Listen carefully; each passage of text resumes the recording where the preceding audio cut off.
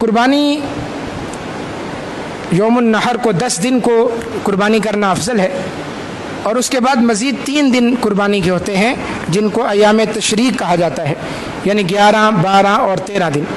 13 تاریخ کی مغرب سے پہلے سورج غروب ہونے سے پہلے قربانی کی جا سکتی ہے، جائز۔ بعض لوگ کہتے ہیں کہ قربانی کے صرف 3 دن ہیں اور چوتھے دن قربانی کو وہ تسلیم نہیں کرتے۔ ایک آسان سا میرے پاس اس کا حل ہے، اگر آپ لوگ یاد کر لیں تو آپ کو بھی آسانی ہوگی۔ دوسرے دن قربانی کرنے کی کیا دلیل ہے؟ چوتھا دن تو بہت دور ہے نا، یہ جو دوسرے دن آپ قربانی کرتے ہیں اس کی کیا دلیل ہے؟ تیسرے دن جو قربانی کرتے ہیں اس کی کیا دلیل ہے؟ کوئی دلیل نہیں، کوئی مرفوع حدیث نہیں ہے دوسرے دن قربانی کرنے کی جس میں یہ ہو کہ اللہ کے نبی صلی اللہ علیہ وسلم نے عید کے دوسرے دن قربانی کی یا کرنے کا حکم دیا۔ نہ ہی کوئی مرفوع حدیث تیسرے دن کی ہے کہ نبی اکرم صلی اللہ علیہ وسلم نے تیسرے دن قربانی کی یا کرنے کا حکم دیا، مرفوع حدیث ہے ہی نہیں۔ تو آپ دوسرے دن قربانی کیوں کرتے ہیں؟ وہ صحابہ کے اقوال ہیں، دوسرے دن قربانی کرنے کے صحابہ کے اقوال ہیں، تیسرے دن قربانی کرنے کے صحابہ کے اقوال ہیں، بس یہی میرا جواب ہے۔ چوتھے دن قربانی کرنے کے صحابہ کے اقوال ہیں۔ جب بات اقوال پہ ہے تو جہاں دوسرے دن قربانی صحابہ کے اقوال پر ہے، تیسرے دن قربانی صحابہ کے اقوال پر ہے، تو چوتھے دن کی قربانی بھی صحابہ کے اقوال پر ہی ہے۔ لیکن یہاں ایک بات اور سمجھ لیں کہ آپ کے پاس دوسرے دن قربانی کرنے کے صرف اقوال ہیں، تیسرے دن قربانی کرنے کے صرف صحابہ کے اقوال ہیں۔ ہمارے پاس 4 دن قربانی کرنے کے حدیثیں بھی ہیں اور اقوال بھی ہیں۔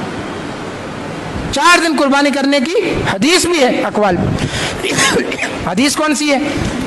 مشہور حدیث ہے، سیدنا جبیر ابن مطعم رضی اللہ تعالیٰ عنہ سے مروی ہے کہ نبی اکرم صلی اللہ علیہ وسلم نے فرمایا کہ کل ایام التشریق ذبح، ایام تشریق سارے کے سارے ذبح کے دن ہیں، ایام تشریق۔ اب ایک اور مسئلہ سمجھ لیں، 9 تاریخ کو آپ کیا کہتے ہیں؟ یوم عرفہ۔ 9 ذی الحج کو یوم عرفہ کہتے ہیں، 10 ذی الحج کو عید الاضحیٰ کہتے ہیں اور حاجی یوم النحر کہتے ہیں۔ 10 ذی الحج کو ہم یوم النحر کہتے ہیں اور حاجی اس کو کہتے ہیں، ہم عید الاضحیٰ کہتے ہیں اور حاجی اس کو یوم النحر کہتے ہیں، اس لیے کہ اس دن وہ قربانی کرتے ہیں۔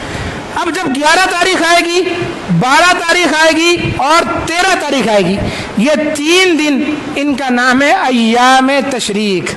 3 دن، 2 دن نہیں، 3 دن، اس لیے کہ ایام یوم کی جمع 3 دن، ایام تشریق، تشریق کے دن۔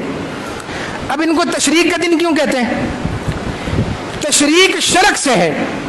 نبی اکرم صلی اللہ علیہ وسلم کے زمانے میں جب اللہ کے نبی مدینہ میں تھے اس وقت بھی، اور جو لوگ حج کرنے جاتے تھے وہ بھی 11، 12 اور 13 تاریخ کو جانور ذبح کر کے ان کے گوشت کے پارچے بنا کر دھوپ میں سکھاتے تھے۔ شروع شرک سے ہے، ایام تشریق شرک سے، سورج کی روشنی میں وہ گوشت سوکھتا تھا، اس لیے اس کو کہا جاتا ہے ایام تشریق، گوشت سکھانے کے دن۔ کیا مطلب ہے ایام تشریق کا؟ گوشت سکھانے کے دن۔ تو پہلے 2 دن تو آپ نے گوشت کاٹا بھی، سکھایا بھی، تو تیسرا دن جو ایام تشریق کا ہے، 13 ذی الحج کا ہے، اس کو کس دلیل سے، کس فرمان کی روشنی میں آپ قربانی سے خارج کر رہے ہیں؟ دلیل چاہیے اس کی کہ ایام تشریق کے 2 دن تو ذبح کے ہیں اور تیسرا دن قربانی کا نہیں ہے، تیسرا دن ذبح کا نہیں ہے۔ بعض ہمارے کچھ محقق ایسے بھی آ گئے ہیں، وہ کہتے ہیں حدیث ضعیف ہے، 3 دن یعنی 4 دن قربانی کی حدیث ضعیف ہے۔ ایک حدیث ہے، ایک صحابی سے علم محدود ہو تو بندہ یہ بات کر سکتا ہے، لیکن جب دیکھا جائے تو ایک حدیث نہیں ہے۔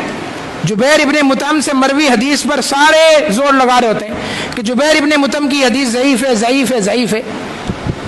سنن کبریٰ بہقی کھولے، یہ تو مسند احمد کی روایت ہے نا، سنن کبریٰ بہقی میں امام بہقی ان رجل من اصحاب النبی صلی اللہ علیہ وسلم کہ اللہ کے نبی کے ایک صحابی سے مروی ہے، وہ کہتے ہیں اللہ کے نبی نے فرمایا ایام تشریق سارے کے سارے ذبح کے دن ہیں۔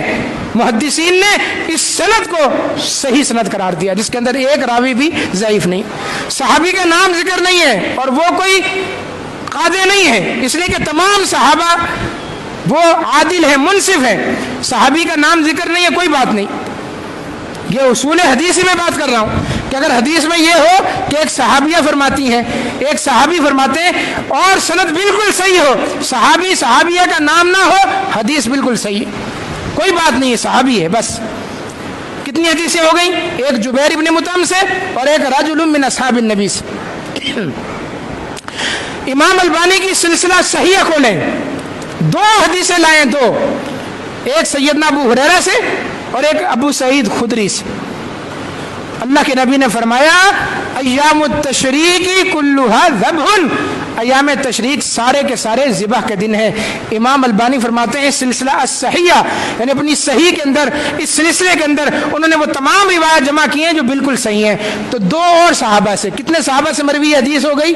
جبیر ابن مطعم، ایک صحابی جس کا نام ذکر نہیں ہے، ایک ابو سعید خدری، ایک ابو ہریرہ، 4 حدیثیں، اور پھر اقوال الگ سے صحابہ کے، عبداللہ ابن عباس کے، عبداللہ ابن عمر کے اقوال موجود ہیں، اور دور حاضر کے سارے محدثین، امام البانی، شیخ ابن باز، شیخ صالح العثیمین، شیخ صالح الفوزان، شیخ العرب والعجم علامہ بدیع الدین شاہ راشدی، علامہ عبداللہ ناصر رحمانی، اور چھوٹے چھوٹے قد والے بونے آگے کھڑے ہو کر کہتے ہیں 4 دن کی قربانی نہیں ہے، 4 دن کی قربانی نہیں۔ علامہ عبد الرحمن سلفی حافظہ اللہ، سب کا موقف یہ۔ تو ہماری ویسے ہی تقسیم بہت ہے اہل الحدیث کے اندر، کسی کا منہ ادھر ہے، کسی کا، کم از کم جو مسائل ہمارے متفق علیہ ہیں، جو چلتے چلے آ رہے ہیں، اس پر تو ہمیں اتحاد اور اتفاق رکھنا چاہیے نا، یا اس میں بھی کیڑے نکالنے چاہیے۔ ہاں یہ الگ بات ہے، آپ کا دل نہیں مانتا نہ کرے، میں یہ نہیں کہہ رہا کہ فرض ہے، واجب ہے، ضروری ہے، جائز ہے، جائز، جو پہلے دن نہیں کر سکا وہ دوسرے دن کرے، جو دوسرے دن نہیں کر سکتا وہ تیسرے دن کر لے، جو تیسرے دن بھی نہیں کر سکتا وہ چوتھے دن سورج غروب ہونے سے پہلے پہلے کر لے، انشاءاللہ اس کی قربانی ہوگی، چوتھے دن سے منع نہیں کر سکتے۔ تو قربانی کے 4 دن ہیں، ایک 10واں دن جس کو یوم نہر کہا جاتا ہے، اور 3 دن اس کے بعد ایام تشریق کے 13، 11، 12 اور 13، اور اس لیے پورے سال میں 6 دن روزہ رکھنے سے اللہ کے نبی نے منع کیا، پورے سال میں 6 دن روزہ رکھنا منع ہے۔ عید الفطر کا دن، عید الاضحیٰ کا دن، کتنے ہو گئے؟ 2 دن، ایام تشریق کے 3 دن، کتنے ہو گئے؟ کتنے ہو گئے بولے؟ 5 دن، اور خاص جمعے کے دن کا روزہ رکھنا کہ آج جمعہ ہے، بڑا مبارک دن ہے، سید الایام میں آج خاص جمعے کا روزہ رکھو، فرمایا اکیلا جمعے کا روزہ رکھنا منع ہے، اس کے ساتھ یا تو ہفتے کا رکھو یا جمعرات کا بھی رکھو، 6 دن اس طرح روزہ رکھنا شریعت کے اندر منع ہے۔ تو جب 13ویں دن روزہ رکھنا منع ہے، یہ کھانے پینے کے دن ہے، تو پھر یہ ذبح کے دن بھی ہیں۔ یہ نہیں ہو سکتا کہ آپ اس میں تکبیرات بھی پڑھ رہے ہو، آپ اس میں کھا پی بھی رہے ہو، اور آپ صرف ایک قربانی کو اس سے خارج کر رہے ہو۔ قربانی خارج کرنے کی دلیل چاہیے، اور دلیل کوئی نہیں۔ اللہ تعالیٰ ہمیں سمجھنے کی، عمل پیرا ہونے کی توفیق عطا فرمائے۔